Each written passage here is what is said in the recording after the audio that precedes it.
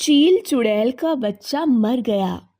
ये कहानी गंगापुर नाम के एक छोटे से गांव की है। यहाँ कुछ गांववासी रहा करते थे। साथ ही उस गांव के एक बड़े से जंगल में एक चील चुड़ैल अपने बेटे के साथ रहा करती थी। ऐसे ही एक दिन, मम्मी, आज मैं गांव जा रहा हूँ घूमने अपने दोस्तों के साथ। नहीं बेटा, अब दिन के समय उस गांव में जाना खतरे से खाली नहीं है।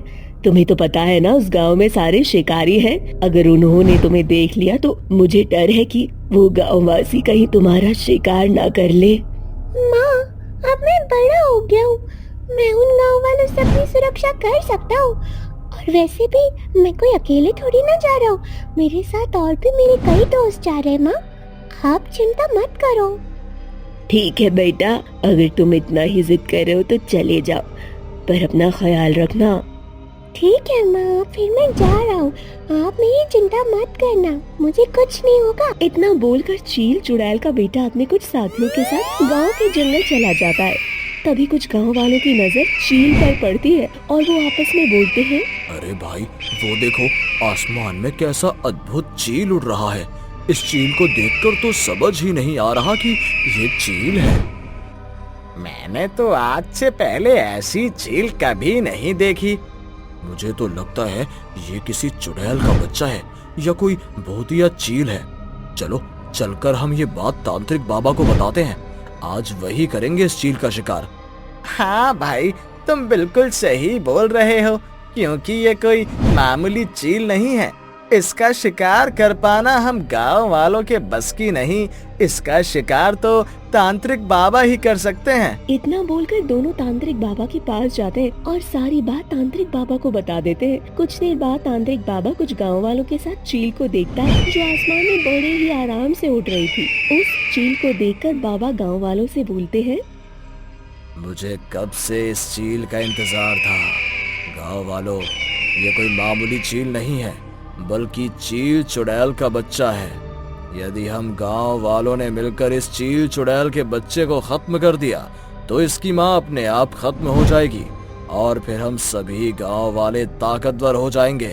इसके बाद कोई भी भूतिया चुड़ैल हमारे गांव में कदम नहीं रख पाएगी। बाबा, क्या हमें इस चील चुड़ैल के बच्चे से कोई खतरा है?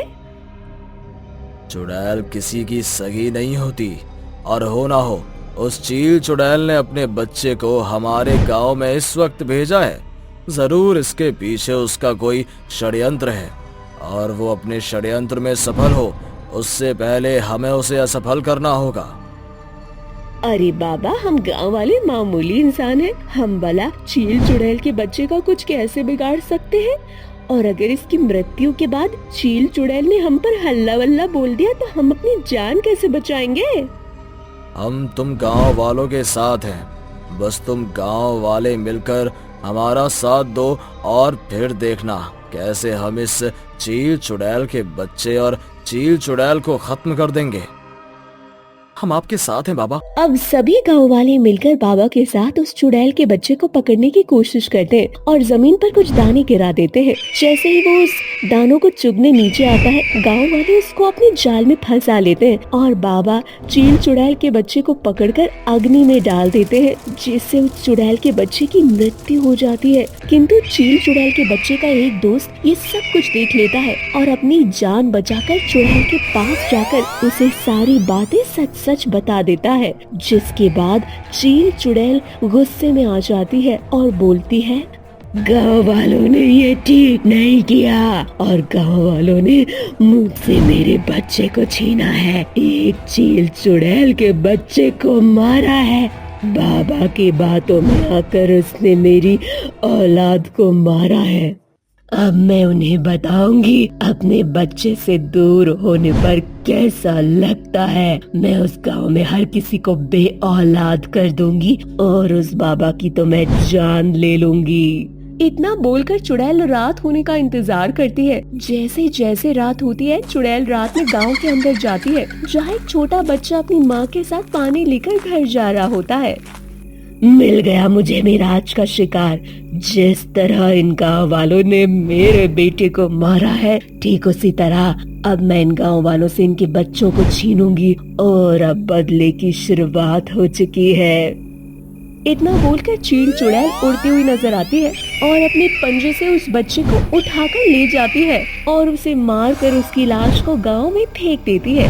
अपने बच्चे की लाश देखकर वो औरत बहुत रोती है और अगली सुबह सभी गांव वालों से बोलती है, मैंने कहा था उस चुड़ैल के बच्चे को मत मारो। मेरी किसी गांव वालों ने बात नहीं सुनी। देख लो उसका नतीजा, उसने मुझसे मेरा बच्चा छीन लिया और अब बहुत जल्द उसका कहर पूरे गांव के ऊपर टूटेगा। हम सबसे हमारी औलाद छीन जाएगी। ठीक उसी तरह से जिस तरह से हमने बाबा के साथ मिलकर उस चुड़ैल के बच्चे को मारा। अब तो मुझे भी लगता है कि हमने ढोंगी बाबा की बातों में आकर हम गांव वालों ने बहुत बड़ी गलती कर दी है। अब तो मुझे भी यही लगता है। अब वो चील चुड़ैल हम सबको नहीं छोड़ेगी। हमें उन्हीं बाबा से बात करनी चाहिए। उनकी वजह से हमारे गांव के ऊपर संकट आया है। अब वही हमें इस संकट से बाहर निकाल सकते हैं।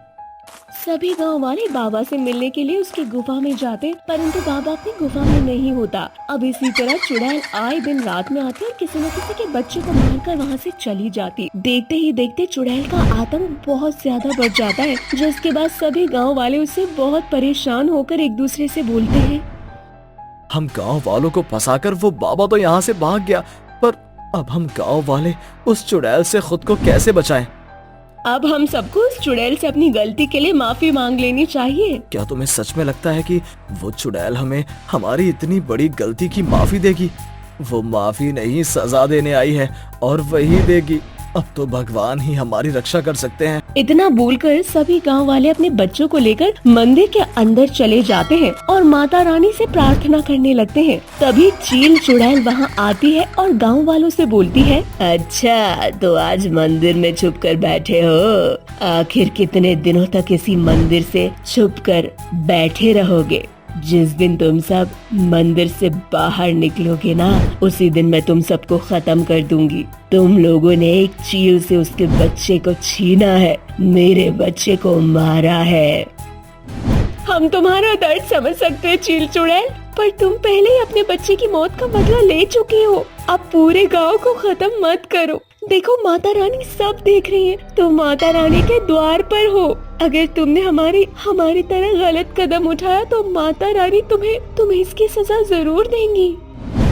मेरा कोई कुछ नहीं बिगाड़ सकता। अब मैं माता रानी के सामने तुम लोगों को तुम्हारे किए की सजा जरूर दूंगी। इतना बोलकर चुड़ैल मंदिर के अंदर जैसे ही प्रवेश करती है, वैसे ही चुड़ैल के शरीर में आग लग जाती है और वो जलकर नष्ट हो जाती है। और इसी तरह से सभी गांव वालों को चील चुड़ैल से मुक्ति मिल जाती है। इस तरह से गांव वालों को उनके किए की सजा और चील चुड़ैल को उसके किए की सजा स्वयं माता रानी दे देती है। गांव वाले अब समझ गए थे कि तांत्रिक बाबा नाम की कोई चीज नहीं होती और इस तरह अब वो उसको भूलकर अपनी जिंदगी खुशी से व्यतीत करने लगते हैं।